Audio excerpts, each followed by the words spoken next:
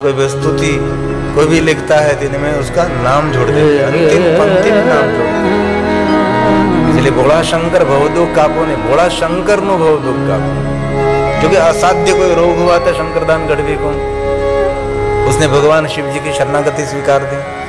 और दुनिया में बहुत कुछ गाया जाता है, लेकिन सब गाया हुआ अमरत्व को प्राप्त नहीं होता।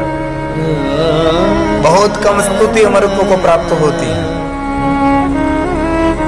ये अंतिम पंक्ति ये शंकरदान गढ़वी के नाम से जुड़ी है।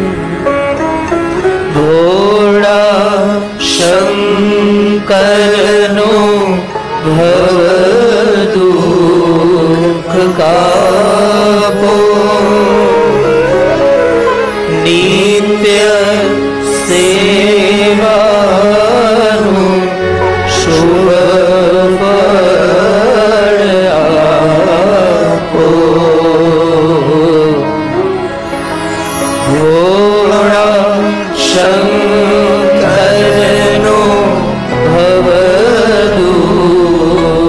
कापो, नित्य सेवानु शुभ फल लाभो। महत्व की बात क्या कहा?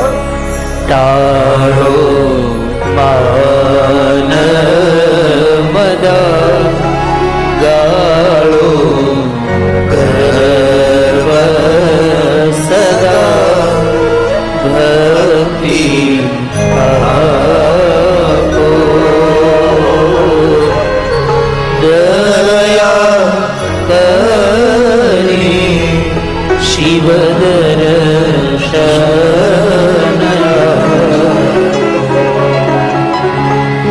दया करी शिव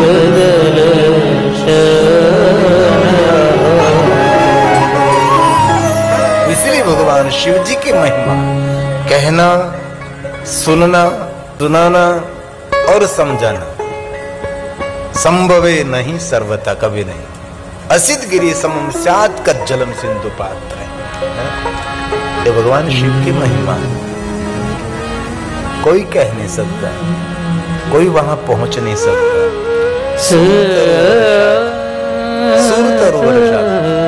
देखिए नहीं, पत्र मूर्ख पूरी पृथ्वी का कागज बनाया जाए, लिखिति यदि गृहीत्वा शारदा सर्वकालम। दिन रात माता शारदा लिखती रहे, तदपि तव गुणानां पारम न याति। क्या शिव जी की महिमा रही होगी। असित गिरि समं स्यात् कज्जलं सिंधु पात्रे, सुर तरुवर शाखा लेखनी पत्र मूर्ति, लिखति अधिगृहीत्वा शारदा सर्वकालं, तदपि तव गुणानां मीश पारं न याति, मीश पारं न याति। महेशान्ना परो देवो, महेशान्ना हे महादेव,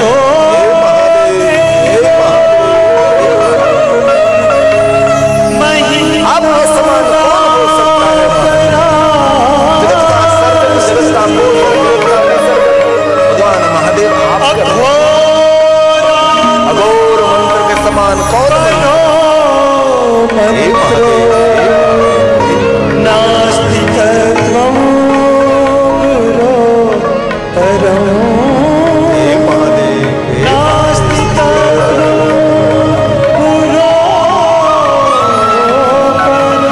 दीक्षादानं तपस्तीर्थम, दीक्षादानं तपस्तीर्थं, ज्ञानं यागादिका क्रिया,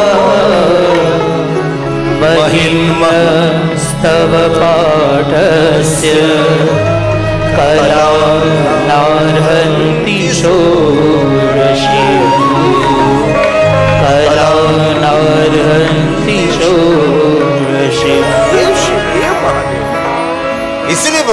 महर्षि वेद व्यास जी ने कहा, न तवे तदवर्णिया महे, मैं नहीं जानता, मुझे पता नहीं। मेरी वाणी को पावन करने के लिए, मेरे चित्त को पावन करने के लिए और मेरे जीवन को धन्य करने के लिए मैं आपकी महिमा गाने का प्रयास करता हूं।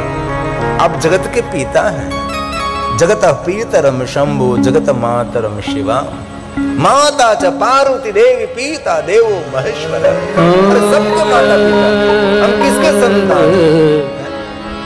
शरीर के तो माता पिता बदलते रहते, लेकिन शरीर छूटता है तो भी हमारे माता पिता हैं। हमारा सबका उद्गम स्थान, हमारा सबका जन्म स्थान, हमारे सबकी यात्रा का प्रारंभ भगवान शिव है। लेकिन बहुत लोग विचारधाराओं के साथ जोड़कर अपने स्वयं के माता पिता को भूल गए। शिव महापुराण ग्रंथ में भगवान द्वारकाधीश भगवान कृष्ण की शिव भक्ति का विस्तृत वर्णन है। और भगवान द्वारकाधीश भगवान कृष्ण ने कहा, मुझे अब जन्म नहीं लेना है, मुझे गौलोक में रहना है। और भगवान महादेव का जो शिवलोक है, शिवलोक के सामने ही गौलोक है, जहां भगवान शंकर जी की सुंदर सुंदर गाय माता रहती है। और भगवान द्वारकाधीश कृष्ण जी को गाय माता बहुत प्रिय है, इसलिए इस गौलोक में भगवान द्वारकाधीश कृष्ण अभी भी रहते हैं। शिव महापुराण ग्रंथ में सभी बात श्लोकात्मक है। और फिर से मैं याद करता हूं, कल हमारी शिव महापुराण कथा की यात्रा गौशाला से निकली। गाय माता ने प्रणाम किया और माता गाय ने आशीर्वाद दिया और हमने कहा, गाय माता आप भी तंदुरुस्त रहो और हम सबको भी तंदुरुस्ती प्रदान करें। गाय क्या देती है? गाय आरोग्य देती है, गाय प्रसन्नता देती है। हमने तो बहुत बार कथा में कहा कि कभी कोई हताशा, कोई निराशा, कहीं कोई डिप्रेशन, कोई तनावग्रस्त है, थोड़ी देर के लिए गायों के आसपास रहें, इर्द गिर्द रहें, ये मनुष्य तनावग्रस्त से मुक्त हो सकता है। ये गाय माता की महिमा है। इसलिए कल यात्रा गाय माता का आशीर्वाद से प्रारंभ हुई। ये बहुत खुशी व्यक्त करता हूँ और बहुत दूर दूर तक संदेश फैलाने का प्रयास करूंगा कि बहुत लोग भी ऐसा करें कि जहाँ गौशाला, जहाँ गाय माता है, वहां से कथा की यात्रा का प्रारंभ करें। गायत्री, गाय माता और गंगा हमारी संस्कृति है और इस कथा का आयोजन में गायत्री ग्रुप भी जोड़ित है। ये भी गौरव की बात है। इसलिए हमारे सबके माता पिता भगवान शिव और पार्वती हैं। इसलिए कहा माता च पार्वती, माता च पार्वती देवी पिता देवो महेश्वर, बांधवा शिव भक्तांच स्वदेशो भुवनं त्रयम्, स्वदेशो भुवनं त्रयम्। हमारे को एक देश नहीं, तीनों भुवन हमारे विचरण का स्थान है। ये जन्म इस भुवन में मिला, दूसरा जन्म को और भुवन में मिलेगा, पता नहीं। त्रिभुवन के मालिक भगवान, त्रिभुवन के अधिष्ठाता भगवान शिव है, महादेव है। इसलिए शिव महापुराण ग्रंथ के प्रारंभ में भगवान महादेव को प्रणाम किया, माता पार्वती की वंदना की, तत्पुत्र से गणाधीशम, गणपति को नहीं छोड़ा, गणेश को नहीं भूले। बहुत सारे देवताओं की बहुत कम शब्द में प्रणाम कर दिया, लेकिन गणेश जी को तो बहुत प्यार से प्रणाम किया। और जो गणेश जी की उपासना करते उन पर महादेव की बहुत कृपा रहती है। हमारे सबके घर में गणेश जी है। और कहते हुए मुझे बहुत दुख हो रहा है, वर्तमान में बहुत सारी विचारधाराओं ने बहुत सारे लोगों को गणेश पूजा से भी वंचित कर दिया है। कभी नहीं, हमारे कोई भी कार्य में गणेश तो हमारे पहले चाहिए। विघ्नों के हरता तो है, लेकिन मंगल करता भी है।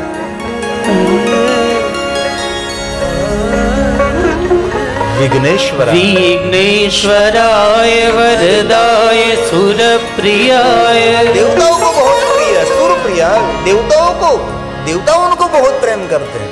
ये गणेश जी, गणेश अध्यक्ष है। इसलिए हमारे सबके घर में भगवान गणेश जी की पूजा प्रधान है। अब कोई भी संप्रदाय में, लेकिन गणेश के बिना हमारा कोई संप्रदाय नहीं, हमारी कोई विचारधारा नहीं। गणेश हमारे लिए प्रधान है, गण अध्यक्ष है, गुणों का स्वामी है। ये भगवान गणेश है। इसलिए मेरे युवान भाई बहनों को मैं हृदय से प्रार्थना करता हूँ, सुबह में आंख खोली भगवान गणेश को जरूर याद करना चाहिए। पर आज हम दूसरे दिन पता नहीं था कि आज कथा हो सके न हो सके, इतनी मेघ गर्जना, बिजली के चमकार, बारिश आ रही थी, पवन आ रही थी, लेकिन हमारे आगे गणेश जी बैठे हैं। कथा कैसे रुक सकती है?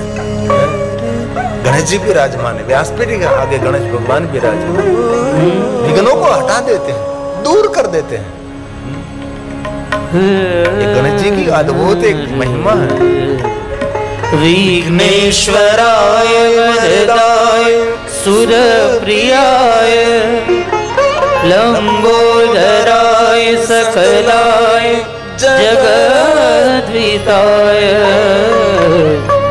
नागाननाय श्रुतियज्ञ विभूषिताय गौरीसुताय गणनाथ नमो नमस्ते। गौरीसुताय गणनाथ नमो नमस्ते।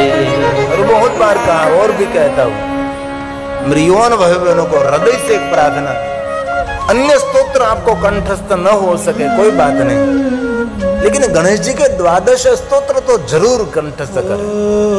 प्रणम्याम शीर्षा देव गौरी पुत्र विनायकम से लेकर स्तोत्र विद्यार्थी को विद्या देने वाला है, निर्धन को धन देने वाला है, पुत्रहीन को पुत्र देने वाला है और परम गति प्रदान करने वाला स्तोत्र। इनमें बहुत सारे भाई बहन रहे होंगे जिनको स्तोत्र कंठस्थ एक पंक्ति बोलेंगे, प्रणम्यम शीर्षा प्रणम्यम शीर्षा देव। मैं मस्तक झुकाकर प्रणाम करता हूँ, प्रणम्यम शीर्षा, मस्तक झुकाकर गणेश में वंदना करता हूँ गणेश भगवान की। और इस कथा में जो संकल्प करे कि स्तोत्र हम कंठस्थ करेंगे, कोई भी स्तोत्र आप 7 दिन बोलो, धीरे धीरे मुखपाठ नजरस्थ हो जाएगा, बाद में नजरस्थ होने के बाद कंठस्थ हो जाएगा। पहले सीधा कंठस्थ नहीं होता, पहले नजरस्थ होता है, नजर रखनी पड़ती है, बाद में कंठस्थ रहता है। मैं प्रणाम करता हूँ, कैसे प्रणाम करता हूँ? मस्तक झुकाकर प्रणाम करता हूँ। प्रणम्यम शीर्षा देवम। कौन? गणेश। गौरी पुत्र विनायक, माता पार्वती का पुत्र गणेश, जो विनय से भरा हुआ है। और हमारा श्रृंगार हमारा विनय है, विद्या की पहचान आपका विनय है, और आपका परिचय आपकी वाणी है। वाणी में विनय है तो आपके जीवन की गरिमा है। जिनकी वाणी में कोई विनय नहीं है, उनकी कोई जिंदगी में गरिमा नहीं, वो गिरता जाता है। इस गणेश को मैं प्रणाम करता हूँ। भक्तावासं स्मरे नित्यं, जो नित्य भक्त उनका स्मरण करते उनके लिए कहा। आयु कामार्थ सिद्धये, आयु कामना सब कुछ सिद्धि देने वाला ये मेरा गणेश है, ये भगवान गणेश है। प्रथमं वक्रतुंडं च द्वितीयं द्वितीयकं। ये क्रमश भगवान गणेश जी की महिमा। इसलिए कभी अवसर मिले तो जरूर गणेश जी के स्तोत्र का पाठ करें। और युवान भाई बहनों तो कंठस्थ करना ही चाहिए। जिनके मन में जो इच्छा है सब कुछ इच्छा पूर्ति करने वाला गणेश जी का नाम भी नहीं, इच्छा पूर्ति गणेश। इसलिए भगवान गणेश की वंदना शिव महापड़ ग्रंथ के प्रारंभ में है। भगवान शिव, माता पार्वती और भगवान गणेश को प्रणाम करते हुए, असमर्थ भाव प्रकट करते हुए भगवान महर्षि वेद व्यास जी शिव महापड़ कथा का प्रारंभ कर रहे हैं। और प्रयाग तीर्थ में शौनक आदि महात्मा सूत पुराण का सुंदर संबोधन करते हैं, महाभाग्यवान कहते हैं। और कथा सुनने वाले सभी श्रोता जो कथा कह रहा है सूत पुराण को आशीर्वाद देते हैं, चिरंजीव भव। आशीर्वाद वक्ता नहीं देता, आशीर्वाद श्रोता दे रहा है। कथा सुनने वाला आशीर्वाद देने का अधिकारी, वक्ता नहीं। वक्ता तो देता है, जो लेता है वो आशीर्वाद देता है। वक्ता तो सबको देता है, क्या देता है? कथा दे रहा है। जो जिनको मिला है वो आशीर्वाद देने का अधिकारी है। आपने किसी व्यक्ति को कुछ दिया तो जिनको दिया वो आपको आशीर्वाद देता है, आप नहीं दे सकते। इसलिए सभी कथा सुनने वाले श्रोता शैनकादि महात्मा और सब महादेव के भक्त हैं, सबके भाल में भस्म के त्रिपुंड है, जिन सबके कंठ में रुद्राक्ष है और सबके मुख में भगवान शिव जी का नाम है। ऐसे परम भगवान महादेव को समर्पित भगवान महादेव के परम भक्त सभी शैनकादि महात्मा कथा श्रवण कर रहे हैं और सूत पुराण के प्रति भाव प्रकट करते हुए, सूत जी का संबोधन करते हुए, महाभाग्यवान कहते हुए और चिरंजीव भव ऐसा भाव प्रकट करते हुए कथा कहने के लिए प्रेरित कर रहे हैं। और एक एक श्लोक महादेव की वंदना है, एक एक श्लोक शंकर भगवान की पूजा है। सूत सूत महाभाग, महादेव का भक्त महाभाग्यवान है। और विश्व में देव तो अनेक है लेकिन महादेव तो एक है। पुराण तो अनेक है लेकिन महापुराण शिव महापुराण तो एक है। सभी देवताओं को अर्पण कहते हैं, उसको प्रसाद कहते हैं। मेरे महादेव को अर्पण किया हो उनको महाप्रसाद कहते हैं। शिव जी की पूजा नहीं, शिव जी की महापूजा है। शिव जी की आरती नहीं, महादेव की महाआरती है। और भगवान महादेव की रात्रि नहीं, महादेव की वो महाशिवरात्रि है। और महादेव की कथा सुनने से पुण्य नहीं, महापुण्य प्राप्त रहता है, जो कभी क्षय नहीं होता, कभी नष्ट नहीं होता। जायते नात्र संशय, ऐसा पुण्य देने वाली है भगवान महादेव की कथा। और कथा अद्भुत नहीं, महाअद्भुतम कथा।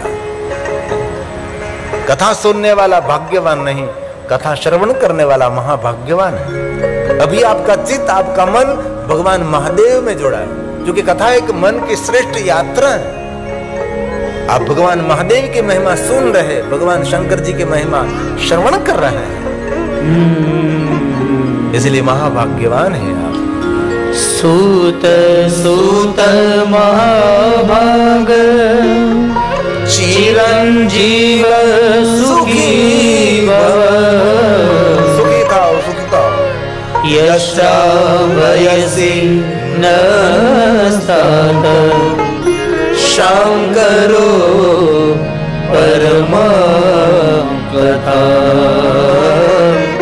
शंकरो परम कथा। मनुष्य मात्र को शांति देने वाली भगवान महादेव की कथा। कथा क्या देती है? कथा तो शांति देती है। कथा धन संपत्ति वैभव ये तो मिलता ही है, लेकिन शांति कीजिए प्रभु। सुंदर एक पद है जो शांति देने वाला पद है और दिव्यता से भरा हुआ एक पद है।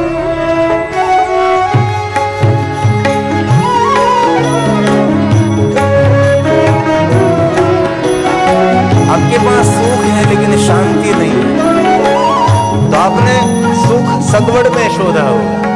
सगवड़ में सुख नहीं है, समझण में सुख।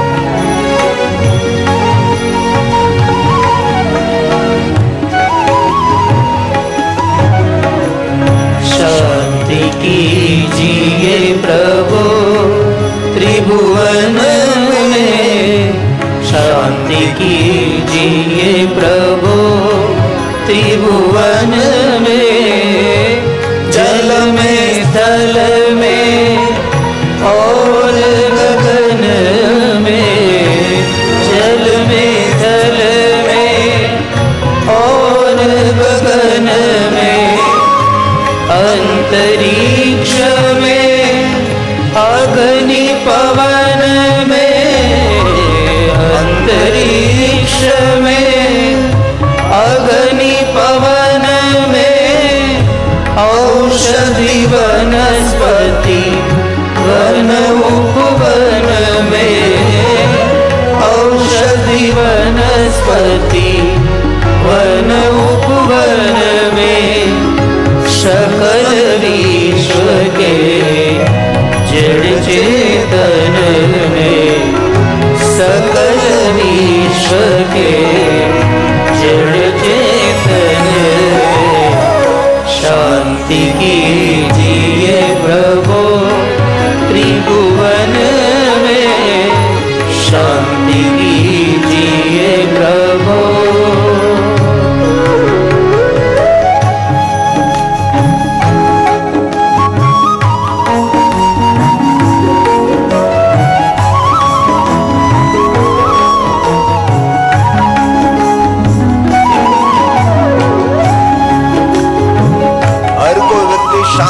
खोज में है। कोई हमारी स्तुति, कोई प्रार्थना, अंत में तो क्या बोलते हैं? ओम शांति, ओम शांति, ओम शांति। धन संपत्ति वैभव रखने के लिए कोई नहीं कहता। क्या कहते हैं? शांति रखे भाई, शांति रखे। इसलिए शांति हमारा मूल स्थान। ब्राह्मण के उपदेश वचन सबमें शांति होनी चाहिए।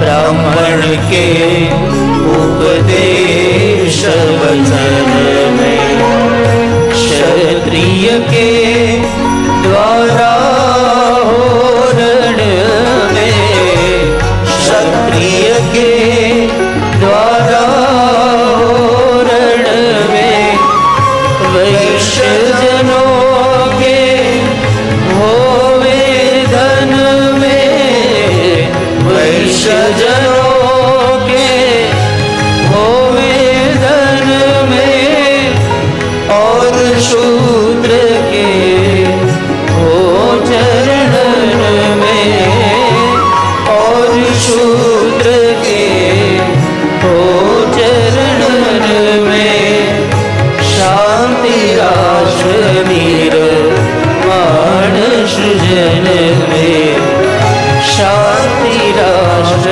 निर्माण सृजन में शांति कीजिए प्रभु त्रिभुवन, प्रभु त्रिभुवन में शांति कीजिए प्रभु।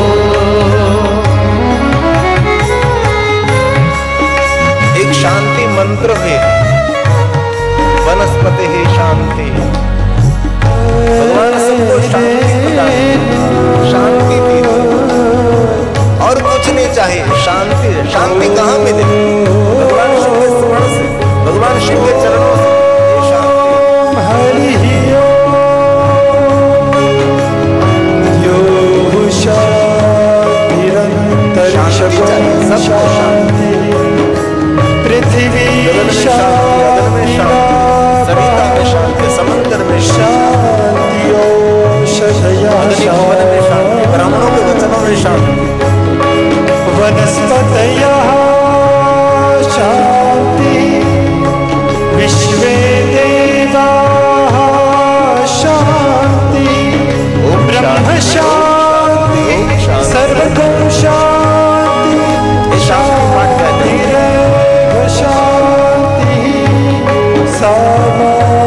शांति, नगर ग्राम और भुवन में सब में शांति, शांति नगर ग्राम में और भुवन में शांति चाहिए।